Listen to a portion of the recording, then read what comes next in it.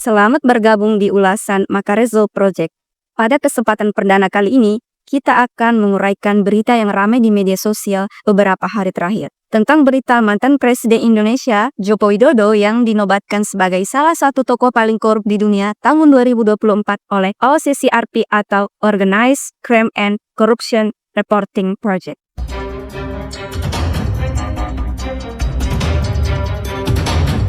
Presiden ke-7 Republik Indonesia, Joko Widodo, masuk dalam daftar finalis pemimpin paling korup di dunia versi OCCRP. Sebagaimana dalam publikasi resmi OCCRP, nama Jokowi tersebut bersama nama tokoh lain, seperti mantan Presiden Suriah Bashar al-Assad, Presiden Kenya William Ruto, Presiden Nigeria Bola Ahmed Tinubu, mantan Perdana Menteri Bangladesh Sheikh Hasina, dan pengusaha India Gautam Adani. Menurut penerbit OCCRP, Drew Sullivan, pemerintah yang korup ini melanggar HAM, memanipulasi pemilu, menjarah sumber daya alam, dan pada akhirnya menciptakan konflik. OCCRP menyebut bahwa mereka menerima nama-nama finalis untuk penghargaan tokoh kejahatan terorganisir dan korup dari pembaca, jurnalis, juri, serta jaringan global mereka. Sedangkan dari para finalis yang diajukan, OCCRP menetapkan mantan Presiden Suriah Bashar al-Assad sebagai pemenangnya. Dengan indikator pemerintah seperti al-Assad sering melanggar hak asasi manusia, manipulasi pemilu, menjarah sumber daya alam, dan menciptakan konflik akibat ketidakstabilan. Sebuah potret dari bagaimana korupsi dapat memicu kehancuran skala besar. Apa itu OCCRP? OCCRP atau Organized Crime and Corruption Reporting Project adalah organisasi jurnalisme investigasi non-profit yang didirikan tahun 2006. Fokusnya adalah mengungkap kejahatan terorganisir dan korupsi global. Mereka bekerja sama dengan media dan jurnalis di lebih dari 50 negara, termasuk di Indonesia, yang diketahui bekerja sama dengan media Tempo. Mereka mengumpulkan informasi melalui jaringan jurnalis internasional dan memanfaatkan teknologi untuk menganalisis data besar seperti dokumen keuangan, serta mempublikasikan hasil investigasi melalui media mitra.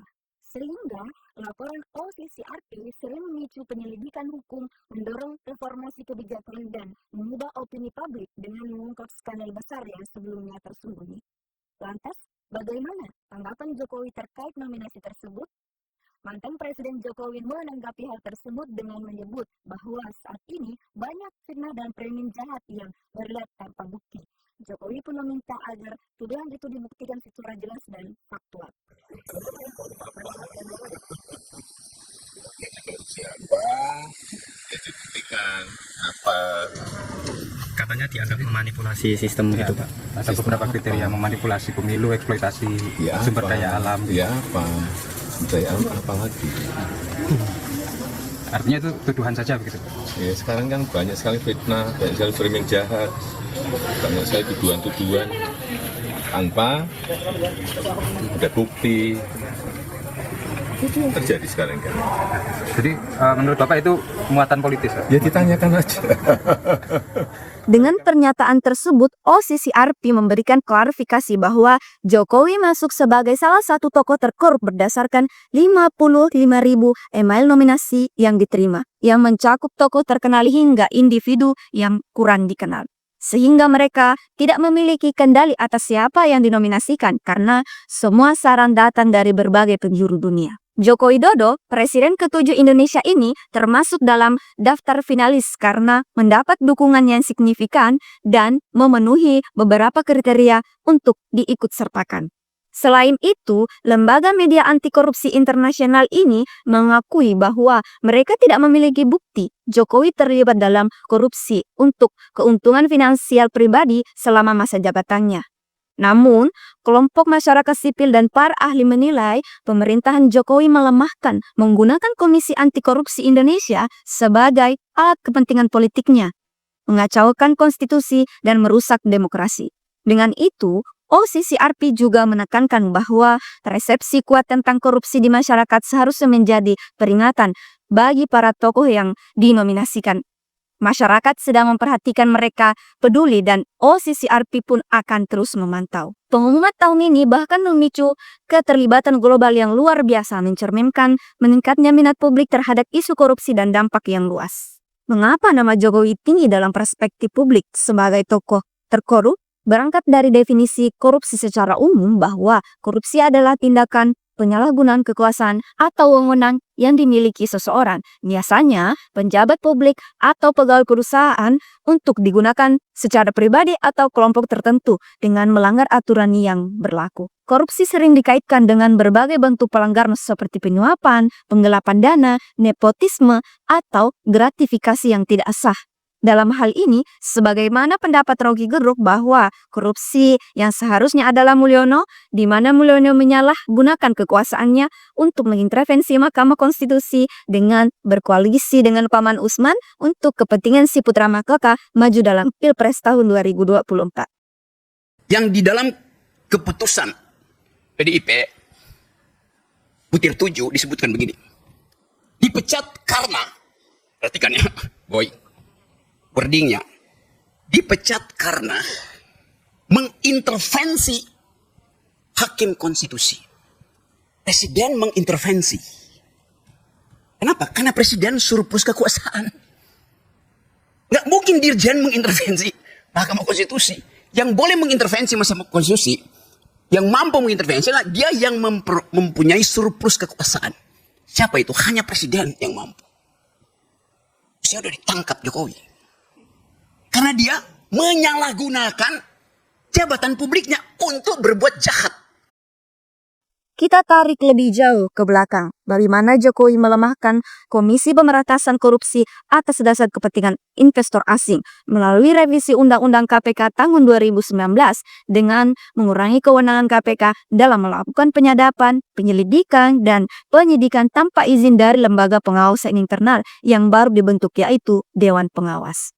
Dengan adanya Dewan Pengawas, banyak pihak berpendapat bahwa Komisi Pemberantasan Korupsi menjadi lebih terkontrol dan diawasi, yang biasanya membatasi independensi lembaga tersebut. Selain itu, revisi undang-undang juga membatasi kewenangan Komisioner KPK dalam mengambil keputusan strategis yang sebelumnya bisa diambil oleh pemimpin secara individu. Sebagaimana pengamat menyatakan bahwa kebijakan-kebijakan ini menunjukkan adanya pengaruh politik dalam pemberantasan korupsi yang biasanya pengaruh pada pemanfaatan KPK ini tujuan politik tertentu untuk melindungi kepentingan politik penjabat yang berkuasa. Seperti yang terjadi saat ini, KPK diduga menjadi alat sandera para tokoh partai yang paling terakhir, bagaimana Sekjen PDIP Hasto Kristianto ditersangkakan dengan kasus Harun Masiku yang notabene merupakan kasus 5 tahun lalu. Sedangkan masih banyak lagi kasus lain yang jumlah kerugian negaranya mencapai triliunan. Namun terkesan KPK tidak berdaya atau mendiamkan kasus-kasus tersebut. Ini kasusnya Harun Masiku itu saya nggak ngerti. Apa sih penyuapan lah, inilah itu saya nggak ngerti. Jumlahnya juga saya nggak tahu karena berubah terus. Kalau saya baca ada 400, ada 500, ada berapa nggak ngerti. Se-urgent apa? Misalnya, harus diumumkan di malam Natal, di malam yang begitu sakral untuk seorang Katolik seperti Mas Hasto dan istrinya yang saya kenal baik, untuk kemudian diumumkan seperti itu. Dan menurut saya urutan itu kan jelas, tanggal berapa ada pengumuman PDIP tentang pemecatan Jokowi, tanggal 17-nya seperti 16, 17, 18, kita bisa urut. Nah, nggak susah untuk bilang bahwa ini tuh nggak ada hubungan dari sebuah tindakan, kalau kita bilang apa sih, boleh nggak, tindakan pembalasan. Balas dendam. Karena suapnya itu berapa? Siapa yang dirugikan? Apakah negara? Itu aja pertanyaan saya satu, ya kan? Lalu jadi saya cuma bilang gini, kalau KPK memang pengen bikin dentuman, ya kan, akan berbuat yang terbaik buat bangsa ini, kenapa nggak bikin dentuman tentang pemilihan deputi gubernur Bank Indonesia? Ini sampai saya catat nih. Kenapa nggak tentang suap proyek sistem komunikasi radio terpadu? Kenapa nggak tentang korupsi proyek pengadaan alat kesehatan di Kementerian Kesehatan? Kenapa tidak dugaan korupsi suap pengadaan satelit monitoring di Badan Keamanan Laut? Kenapa bukan tentang korupsi proyek Hambalang? Kenapa bukan tentang korupsi Garuda Indonesia? Kenapa bukan tentang 150 laporan analisis PPAT? Dari kasus pertambangan sampai kasus pemerintahan. Kenapa bukan dugaan korupsi gratifikasi mantan anak pejabat negara, kasus mangkrak, and so on and so forth. Saya pengen tahu derajat, kita kan harus ngomong tuh kalau derajat permasalahan. Demikianlah uraian singkat yang bisa kami sampaikan pada kesempatan kali ini oleh Makarezo Project. Bagaimana para sahabat? Apakah sahabat setuju atau tidak jika Jokowi masuk dalam nominasi tokoh terkorup di dunia? Sampaikan dalam kolom komentar. Terima kasih. Salam.